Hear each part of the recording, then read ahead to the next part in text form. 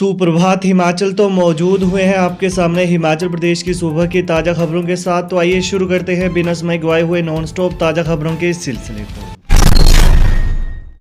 दारचा से आगे लेह मार्ग आधिकारिक तौर पर बंद, सेना के वाहन भी अब जम्मू से जाएंगे।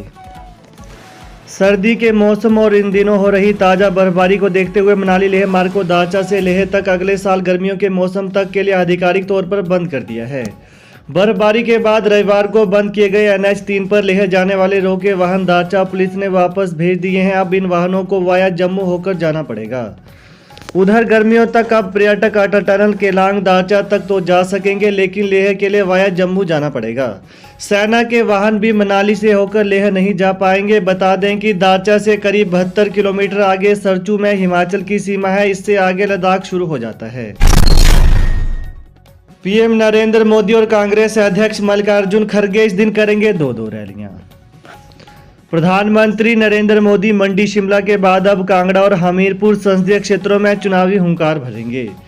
वह कल हमीरपुर के सुजानपुर और कांगड़ा के चंबी में एक एक रैली करेंगे। वहीं कांग्रेस के राष्ट्रीय अध्यक्ष मल्लिकार्जुन खड़गे आज दोपहर पहली बार शिमला पहुंचेंगे। वह कल शिमला और सोलन के नालागढ़ में चुनावी जनसभाएं करेंगे। हिमाचल प्रदेश में 10 नवंबर की शाम को चुनावी प्रचार थम जाएगा। इसके बाद जनसभाएं और अन्य प्रचार बंद हो जाएंगे। केवल डोर टू डोर प्रचार ही हो पाएगा। हिमाचल में नेशनल और स्टेट हाईवे से 472 कब्जों को हटाने के आदेश। हिमाचल हाईकोर्ट ने प्रदेश भर के नेशनल और स्टेट हाईवे से 472 कब्जों को हटाने के आदेश दिए हैं। जिला उपायुक्तों और पुलिस अधीक्षकों को लोक निर्माण विभाग को उचित पुलिस सहायता मुहैया करवाने के आदेश भी दिए गए हैं। न्यायमूर्ति तरलोक सिंह चौहान और न्यायमूर्ति वीरेंद्र सिंह की खंडपीठ ने लोक निर्माण विभाग से 1 दिसंबर तक अनुपालना रिपोर्ट तलब की है। सचिन पायलट बोले, सरकार का पहला इंजन 12 नवंबर को फेल कर देगी जनता। पूर्व केंद्रीय मंत्री एवं राजस्थान के पूर्व उप मुख्यमंत्री सचिन पायलट ने कहा कि डबल इंजन की सरकार का पहला इंजन जनता 12 नवंबर को हिमाचल की जनता फेल करेगी। दूसरे इंजन की बारी 2024 में आएगी। यानी के राजा रघुवीर सिंह स्टेडियम में जनसभा को संबोधित करते हुए उन्होंने कहा कि केंद्र सरकार ने पहले तानाशाही रवैया अपनाते हुए कृषि कानूनों को जबरन लागू किया।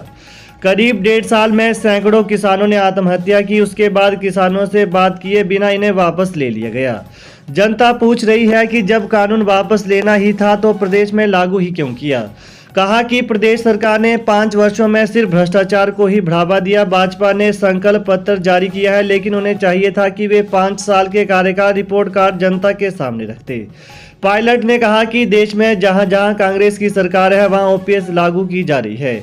हिमाचल में भी सरकार बनने के बाद पहली कैबिनेट में OPS को लागू कर दिया जाएगा। अंब में पेट्रोल भरवाकर कार सहित चालक फरार। हिमाचल के ऊना जिले के अंब में कार में 3,500 रुपये का पेट्रोल भरवाकर चालक वाहन सहित फरार हो गया। पेट्रोल पंप कर्मचारियों की तरफ से उसे पकड़ने की कोशिश भी की गई, लेकिन वो उसे पकड़ पाने में कामयाब नहीं हो सके। वहीं कार में पेट्रोल भरवाकर बिना रुपए देकर भागने की यह घटना मौके पर लगे CCTV कैमरे में कैद हो गई। ऊना रोड अंब स्थित पेट्रोल पंप में हुई घटना के संबंध में पुलिस को सूचना दी गई है। SP ऊना अरजीत सेन ठाकुर ने बताया कि पुलिस को इस संबंध में सूचना मिली है। मामले की जांच की जाएगी। धर्मपाल ठाकुर सहित कांग्रेस के 26 कार्यकर्ता भाजपा में शामिल। मुख्यमंत्री जयराम ठाकुर व भाजपा के राष्ट्रीय उपाध्यक्ष सौदान सिंह की उपस्थिति में पिछले कल पूर्व मंत्री हर्ष महाजन के नेतृत्व में कांग्रेस के 26 कार्यकर्ताओं ने भाजपा का दामन थाम लिया है।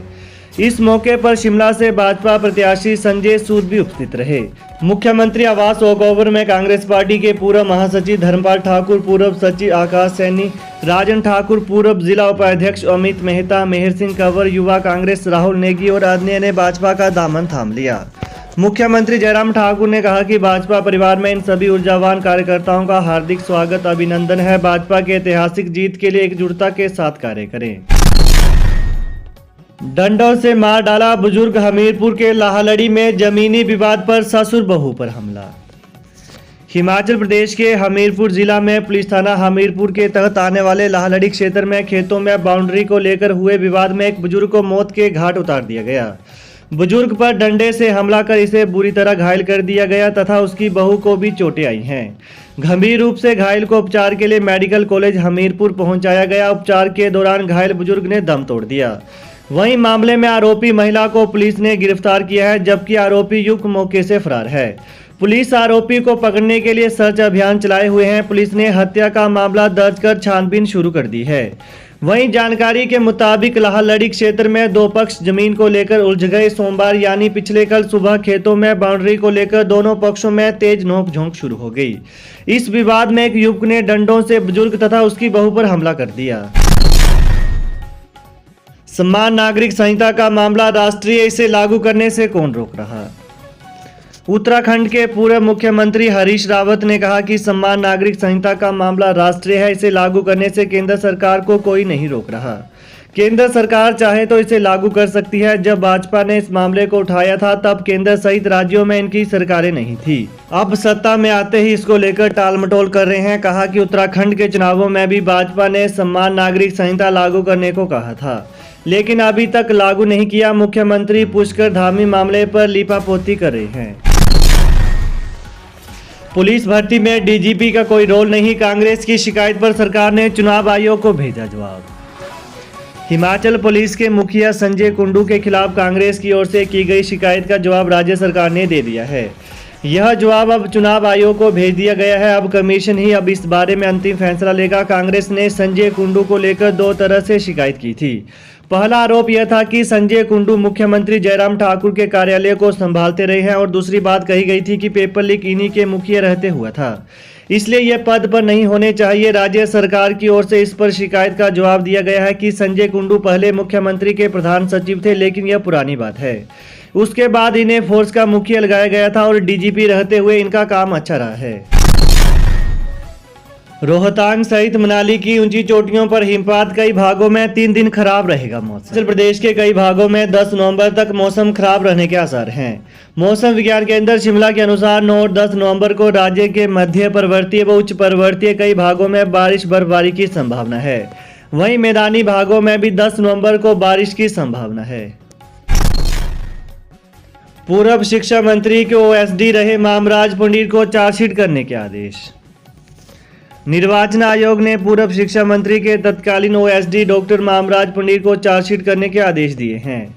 निर्वाचन आयोग ने कांग्रेस नेताओं की शिकायत पर यह कड़ी कार्रवाई की है। आयोग ने शिक्षा विभाग ने डॉक्टर मामराज पंडित के खिलाफ विभागीय जांच करने के निर्देश दिए हैं। प्रदेश कांग्रेस के लीगल और मानवाधिकार विभाग के अध्यक्ष IN मेहता ने चुनाव आयोग के पास इस बाबत लिखित शिकायत की थी। वहीं शिकायत में कहा गया कि पूर्व शिक्षा मंत्री के ओएसडी रहे डॉक्टर मामराज पंडित ने सोशल मीडिया में पुरानी पेंशन बहाली को लेकर भाजपा सरकार के पक्ष में पोस्ट डाली है। यह पोस्ट डालना चुनाव आचार संहिता का उल्लंघन है। चतुर्थ श्रेणी कर्मियों की फिक्सेशन करें रिवाइज। हिमाचल प्रदेश के स्कूलों में क्लास 4 कर्मचारियों की रिटायरमेंट से संबंधित मामलों में शिक्षा विभाग ने नए निर्देश जारी किए हैं। उच्च शिक्षा निदेशक ने सभी जिलों को यह कहा है कि 22 फरवरी 2022 के हाईकोर्ट के ऑर्डर के अनुसार सभी जिला क्लास 4 कर्मचारियों की फिक्सेशन को रिवाइज करें। हाईकोर्ट ने यह फैसला बलदेव बनाम हिमाचल सरकार के केस में दिया था। कोर्ट ने कहा था कि 10 मई 2021 से पहले दिहाड़ीदार नियुक्त कर्मचारी 58 के बजाय 60 साल के बाद रिटायर होंगे। हालांकि बहुत से कर्मचारी तब तक रिटायर भी हो चुके थे, इसलिए कोर्ट ने इनकी फिक्सेशन नोशनल आधार पर करने के आदेश दिए ताकि पेंशन में इन कर्मचारियों को 58 के बजाय 60 साल की सेवा का लाभ मिल सके। तो ये है सुबह के मुख्य समाचार। तो प्रदेश की ताज़ा खबरों को पाने के लिए चैनल को जरूर सब्सक्राइब करें। Thanks for watching. जय हिंद, जय हिमाचल।